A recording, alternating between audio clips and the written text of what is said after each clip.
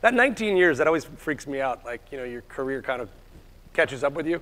And I see people like, we've got a lot of young people at Discord, and they're like, hey, this is my first PAX. And I'm like, this is going to be my 19th E3. I'm like, oh my gosh, this is crazy. But it's really fun to work with technology and work within the games industry where it's always moving. So quick question, how many people are familiar with Discord? Okay, how many people are Discord users, have a Discord account? Awesome, cool, just to get a gauge. The elevator pitch, basically, is that Discord is a free, all-encompassing voice, video, text, screen sharing, chat for gamers.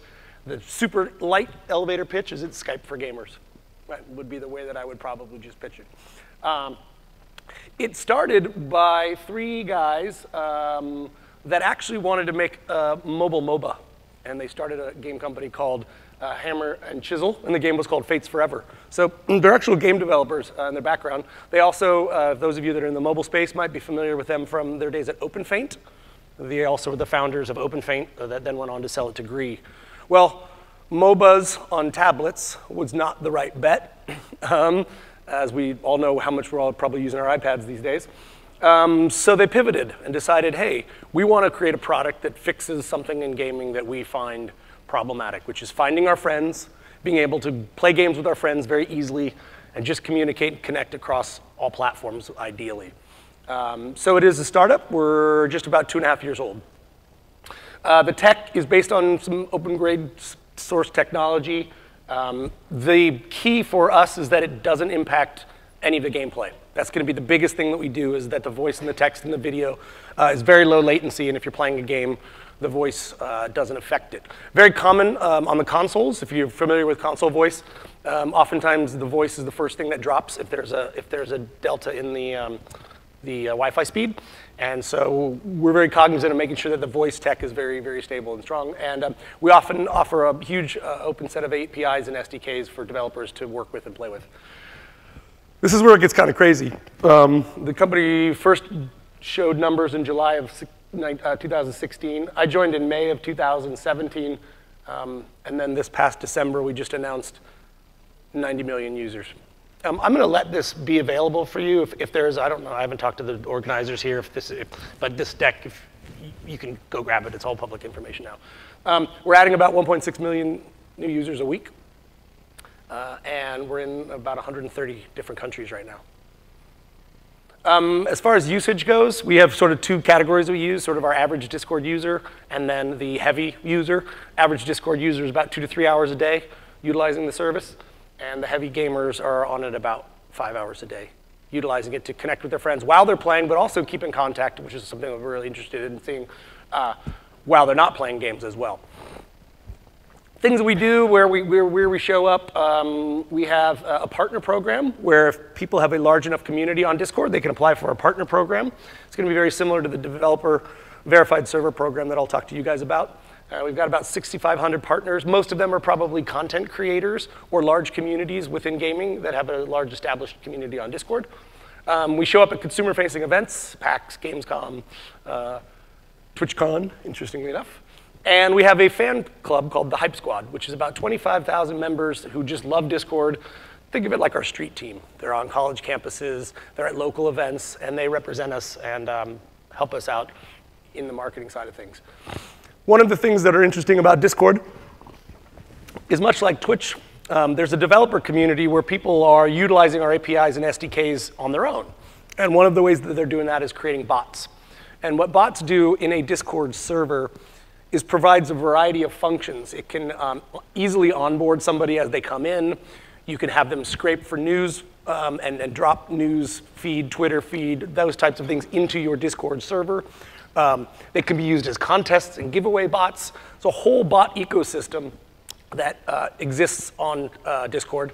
You can also look up Discord bots, and there are websites that actually catalog them and tell you which ones are most popular and what they do. It is important that you realize that all the bots on Discord are third party, so they're utilizing our API. None of them are specifically endorsed or verified by Discord, but they're verified and done by the community. So if you are a developer or you're interested in getting a Discord server up, I really encourage you to look into the bot ecosystem because it can really automate a lot of features and functions within the Discord community.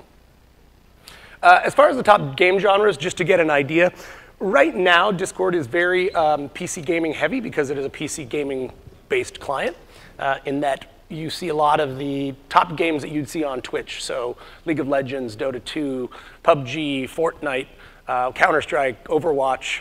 A lot of the games that you'd see that are multiplayer and have a large community, you'll see them have large community on Discord as well. As far as what we have available from a product perspective, this is sort of what we did in 2017. We've got a whole roadmap in 2018. We launched screen sharing and video calling.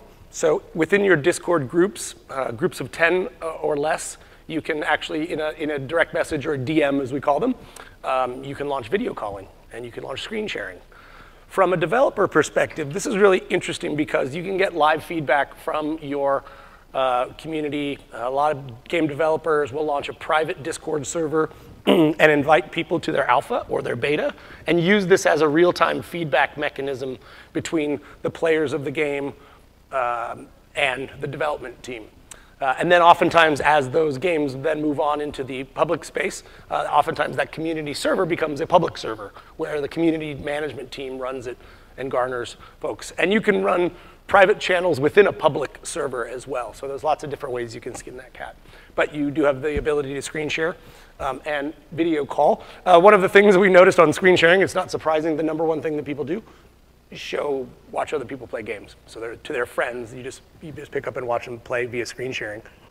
We also launched what's called Verified Server, and we're also recently launched Rich Presence, and I'm going to talk a little bit deeper on those because those are actually things that you can do within your games or within your communities.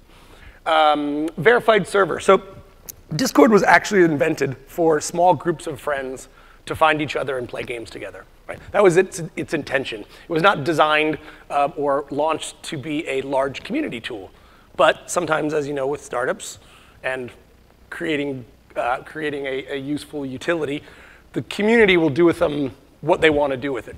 So what we found, and why I actually came on board about 6 months ago, was that game companies and developers were starting to use Discord as their main portion for community. So they were leaving forums. They were transitioning Reddit to the real-time idea of communicating with your community on Discord. So they were basically saying, hey, how do we get recognized as the official Discord server of Game X or Publisher X? So we created the Verified Server program for game developers and publishers to have a place on Discord where you can point to say, this is where our official community sits within Discord. And that's what the Verified Server is designed to do. Just a couple of perks that you get. You get a little badge that says, yep, this is the Verified Server, much like a verified Twitter account would be kind of similar. You get access to the VIP servers. You get a vanity URL so that when you are inviting people, it is specifically with your name on it. So discord.gg/Overwatch or /Rocket League or / your game name here. And it also has a custom splash screen so that you can utilize your art when people are joining the Discord server. They recognize, oh yeah, this is the official place, and you can brand it there as well. So it's just a place for game developers and publishers to have an official presence on Discord. How they decide to run it and how they decide to operate it is up to the game developer or the community management team. There are a couple things. Whoa, that's an interesting transfer from Keynote to PowerPoint. That's my first, clearly. So basically, you have to go through a quick checklist, set up the requirements. It has to be owned and operated by the studio. Now, how you moderate it and how you actually administer it is up to you, but it does need to be owned and operated by the publisher or studio. It has to meet the community guidelines, and then there's a place on discord.com where you can actually just fill out an application. There's a quick approval process. It takes about 5 minutes to fill out, and takes about a day or two to get authorized, and then you get access to all the perks. So that's Verified Servers, and again, if you have an official game or an official community and you want to have it be on Discord, that's the way to do it. Rich Presence is interesting because we started thinking about, well, what do we want to know about? If we've got friends that are playing games, we want to know what games they're playing, and if I want to play with them, I want to be able to jump right in. So if you look over here, this is a Discord server. Over on the left, you see the channels. And here in the middle is what we're just considering. We're in a channel. We're in the general channel. And over here on the right are the people that are in the Discord servers. Right? So this is the individual names. And if you look up there, you'll see that they're playing Overwatch, if you can see it where my little finger is. And there's a little box area. That tells me that that game developer has added rich presence to Discord, which is a simple SDK and an API call that allows us to get not only what game they're playing, but more data. So in this particular case, we clicked on this person. We see that he or she, in this case looks like a she, is playing Rocket League. Not only do we see that they're playing Rocket League, but we see that they're in a ranked 3v3 match. And it tells us that they are in a group. We'd be able to see what map they're on. We'd be able to see what character they're playing. If there was a score, we could surface the score. And in this particular case, since in this example I'm assuming that I own Rocket League, it allows me to ask them to join. So hey, you guys are playing Rocket League? I want to play with you. So let's click an Ask to Join button. And then what ends up happening is the person gets in-game a notification saying, hey, so-and-so wants to play with you. This is not something that hasn't been done before. This is very similar to what we see on console with Xbox Live and PSN. But again, the idea here is to unite the PC gaming community across all platforms. If the game has a spectate mode, we can surface that as well, and the person can simply say, hey, not only do I want to play with you, but while I'm waiting, I'll watch the rest of your match. This is just a bigger version of the profile, so we just, instead of just going on this side, we clicked on it. Profile gets a little bit bigger. We see what other games they like to play. We see other places that I can connect to them via Steam, via Skype, via League of Legends, their platform. So you can actually integrate all your friends from other platforms as well, so that you can easily identify them and connect, whether that's Steam or Battle.net or Uplay or Origin. And then you also have the ability to start a play session from Discord. So in this particular example, we've got a couple of buddies that are in a private chat, and they're like, hey, let's play. I want to play right now. We click down here, and it says invite to play Overwatch in this particular example. So we click that, and we see that there is a game invite that we can drop right into chat. And we see that there are 3 people already playing. We just say click invite to join. And the actual invite drops right into chat. And anybody in that chat can simply click on it. And as long as there are slots open and available, they can join the game, and it drops them right into the lobby to play with their friends. So again, the whole idea behind Discord is being able to communicate with your friends, connect with your friends, be able to play games with your friends seamlessly and easily. So one of the things that we are seeing is a lot of game developers are now integrating rich presence in their games. We launched with Call of Duty World War II, Payday 2. We launched with about 25 games, and we're about up to 60. We're starting to see the big titles start to integrate it as well.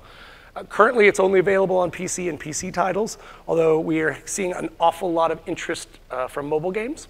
And we probably expect to have a mobile rich presence SDK as well. So Discord is not only a web-based property and a client-based property on PC, there is a mobile app. And we're actually starting to see a lot of consumers use it to connect to play mobile games. So Vainglory, Clash Royale, Arena of Valor, Pokemon Go is a very popular use case for Discord because they physically need to arrange people to be in a physical area. So we're starting to see mobile take it as well. So basic ways to work with Discord. Launch a server. So if you don't have an official server, easy to do. We can walk you through that and get it potentially verified. Add the rich presence to your title if it's a PC game. Add a potentially rich presence in 2018 for a mobile game. Use it to communicate with your community, right? Power your chat. A lot of people have AMAs now on Discord. Talk with the developers. A lot of times they're announcing new features, log changes, things like that. It's a great way to communicate in real time with your community. We have our own set of partners, embedded influencers, so if you're looking for ways to connect with that audience, use it to playtest, right? So create a private server, allow your users to be in there communicating with your game development team directly and in small groups or in large groups. And then if you're ever going to be at an event like PAX or Gamescom or TwitchCon and want a partner to do something with, we're at those events as well. I think the last slide here is going to be all of the links to the resources that I've talked about. So these are all going to be live links. At the end of Casual Connect, I'm assuming they'll allow us to leave this presentation, and this will be open for you guys to come download and This just sort of walks you through all of the information that I talked about today and gives you access to those documents. So I think I got 5 minutes. Okay. You gave me that. Okay, so we've got more than, okay. So I'm here to answer any questions that you might have or go deeper on anything Discord related. Okay. Everything seems like it's happening outside of the app and then going into, are there any kind of integrations inside of the app? Yes, so we're working on deep links so that you'll be able to directly go from the mobile game and be able to connect direct inside the app, 130 countries is really impressive. Is there anything that you're learning that you can share with your developers on how to, for them themselves, through your service, to go to 130 countries? It's very interesting as far as the country penetration, and that's a really good point. So one of the things I want to, the virality of Discord and its growth scope was very interesting to watch because we don't have anybody outside of the United States. So we basically were based in San Francisco. We're about 100 strong people. That's who work at the company. Nobody in any other country. But things like Hype Squad and things like our event, doing our events in other areas, the game, the partnership program in other areas, reaching out to, one of the things that's been very successful to us is reaching out to content creators, influencers in those countries. We also use a crowdsourced translation service. So there are a lot of people out there that will translate for you in those areas. And that's been really interesting. It also is interesting to watch it because you can watch pockets of the globe because we're very PC-centric right now. Things like Russia have been very, very big. Korea with PUBG, like you can look at a region and a game and just see sort of major growths because of the virality of the product as well as the communities in those areas. So there's a couple of different ways that you can skin that cat. Thank you. Anybody else? I have a question about the mobile version. So you don't quite have it set up on mobile, but you said you had a mobile app. Can you just explain, like if I was a mobile developer and I wanted to use Discord, could you just explain what would I get? Yeah, so right now the mobile app is designed as a companion to the PC, right? So that if you are away from your computer and you still want to talk to your friends or you want to talk about, hey, let's join up tonight and play this game, that game, or you're away and you're wanting to, say you're a huge fan of Overwatch and you're in the Overwatch server and Overwatch just announced, maybe it's an esports announcement or maybe it's the new character skins or something like that, you might get a notification that says, hey, this is here. Right now with the mobile, what we're seeing is the idea, we're talking with some of the big guys that have come to us and said, hey, look, I need matchmaking, right? And I want the ability to not only matchmake, but then the people, if they're playing on teams, right? So a game like Vainglory or even a 2v2 Clash Royale, where people are actually going to communicate. So they're going to use the SDK to jump into the game, but use the Discord voice chat to provide the voice comm for that experience. Would be probably the best use case scenario of it. And we're actively pursuing putting that into the... And you said you're thinking 2018? Yeah. Okay. Cool.